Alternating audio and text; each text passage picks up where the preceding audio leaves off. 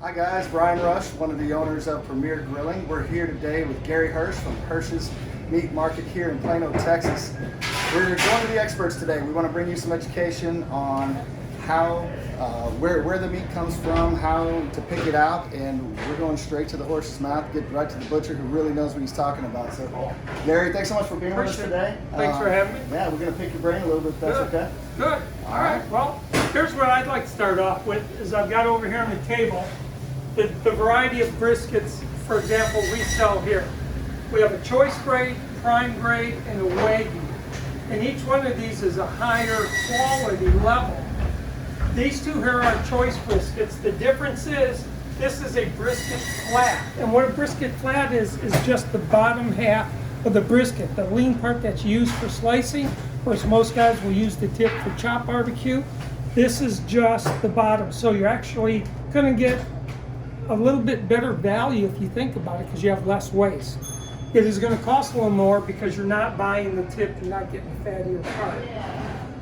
I feel it's incredibly important that when you're buying a brisket, quality, quality, quality.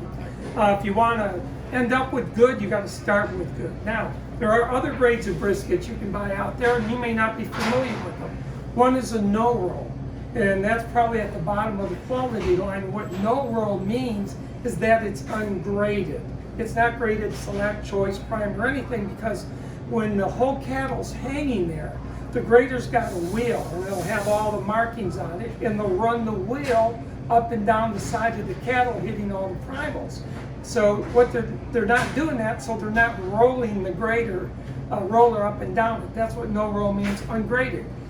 It's inspected, it's safe to eat, but it's not of any significant quality. Then you go into your select meat, which is going to be a lean piece of meat, usually a better value, because of the fact there's so much more of it being raised. Then you get into your choice, and then you start getting to some better brisket, because this has got the marbling you want in your meat. You get into prime, you can see the marbling in this prime more than the choice. And then even when you get into your Wagyu, you can even see more of the marbling. Why is marbling important? Because when you eat meat, what you're tasting is the fat and the muscle. The red muscle part is not that flavorful, actually. So the better, the higher fat, the better quality, the more decadent it's going to be. And that's why I say our Wagyu beef is decadent. It's very rich. So that's real important when it comes to a brisket. And I encourage everybody, if you're going to experiment, try one of each at one time or another and decide for yourself if you can tell the difference. Guys, we're still here with Gary Hirsch of Hirsch's Meat Market here in Plano, Texas. Got a few questions for you, Gary. Sure. You know, we've gone through the quality, we understand the different grades of meat. I want to talk about actually picking out a brisket. I think we've heard lots of myths, a lot of things that you probably get questioned about every single day. First thing I want to go into is the bin test. I see guys at the grocery store doing it. I hear barbecue champions talking about this stuff. What validity, if there is any, would you say there isn't a bin test? What would you comment to The that? only thing I can think is how dense maybe a brisket is. But here at the retail level, you will not bend my briskets, because when you bend a brisket, you break the crown back seal, and then and you can't sell it. You lose a whole brisket because somebody wants to come in and bend every brisket you have. So we actually, because of COVID thing now, we won't let anybody actually touch the product unless, and we'll show it to them, we'll talk to them about them, we'll let them check out how much fat, because each brisket's going to have a different amount of exterior fat and interior. Some guys actually like more fat, so they'll go with the prime brisket, which is usually more fat. And actually, the Wagyu most of the time has less fat. It's got so much internal fat, you don't need the outside fat. So not the big chunks, but they've got tons throughout. Right. And that's what's giving you all that flavor mixed in with the protein. Exactly. And once again, you got to realize that a brisket's not a tender piece of meat. And you're going to make it tender by low temperature, long time. That's what makes it good. What's going to differentiate them is the quality of the brisket itself. Okay. So like you said before, you start with quality, you end with quality. Gives you a little bit more forgiveness as you're going through the long cook. It's hard to screw up. Certainly makes sense. So it sounds like bending it, guys, doesn't have a lot of validity, but also you're gonna piss off your butcher. So Yes. don't do that. All right. Well, then one of the other things we get a lot, and I notice it when I'm trimming brisket mostly, and I don't really notice it until I get it out and I pull out my knife and I realize I'm kind of backwards. So obviously a cow's got two sides. We talk about the left hand and right hand brisket. Some people will swear that the cow sleeps on this side and this side's better. I'm thinking myth. What would you say to that? I say, buy what you believe. Okay? That's fair. I have both. I've never been able to tell any difference. Yeah. And I'll be honest with you. But if we always say to the customer, if it looks good to you, it's going to taste good to you. Yeah. So, Absolutely. you know, you buy with your eyes, and visually, if it looks good, you usually end up being happy with your selection. Well, you know, not everybody has the pleasure of having a Hirsch's in their backyard. We're lucky here in North Dallas especially.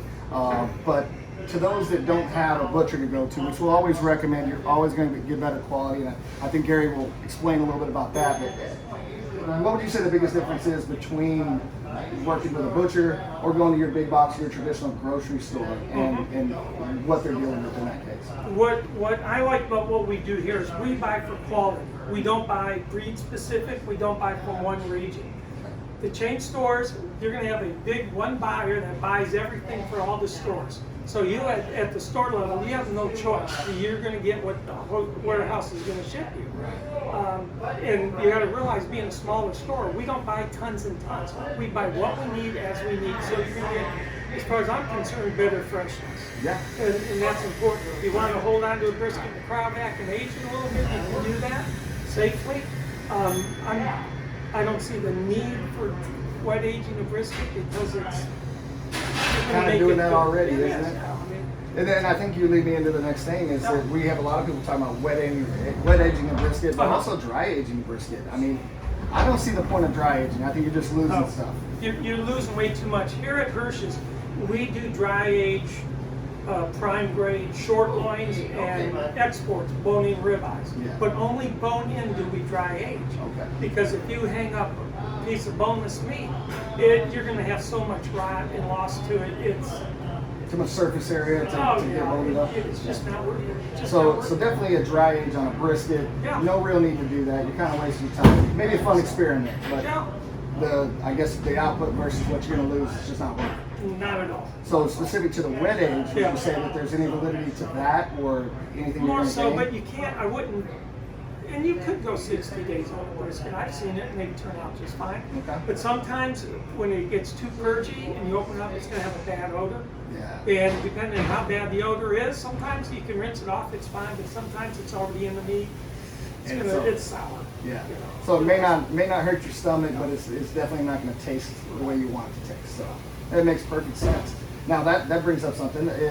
If I'm opening up one right now from the grocery store or wherever I get it from, and I open it up, I've heard that smell described as kind of a sweet, beefy flavor when it's perfect. Oh, is yeah. that how Oh, you describe it? oh. Something like that? One of the things, and I do this every morning, I do the grind first thing in the morning. Okay. And it's hard to explain this to people, but the smell of fresh ground meat is so clean and so pure. It's like you breathe it in, it's like almost a burst of energy. No, really, I get it. it's crazy. I love the passion. Yeah. I agree with that kind of stuff. It's great. But you know, same thing with ground beef, like your brisket. It's got to be fresh. It's got to be quality. And that sets, once again, us apart from a chain store that gets their ground beef prepackaged from a packing house miles away and days from now. Yeah. And then they may buy a bunch of frozen and just hang it back for when meat prices go up, and then they run $1.99 a pound sale, right? When it comes, this is what I've always said, when it comes to meat, there's no such thing as a good deal. You get exactly what you pay for. And I like that.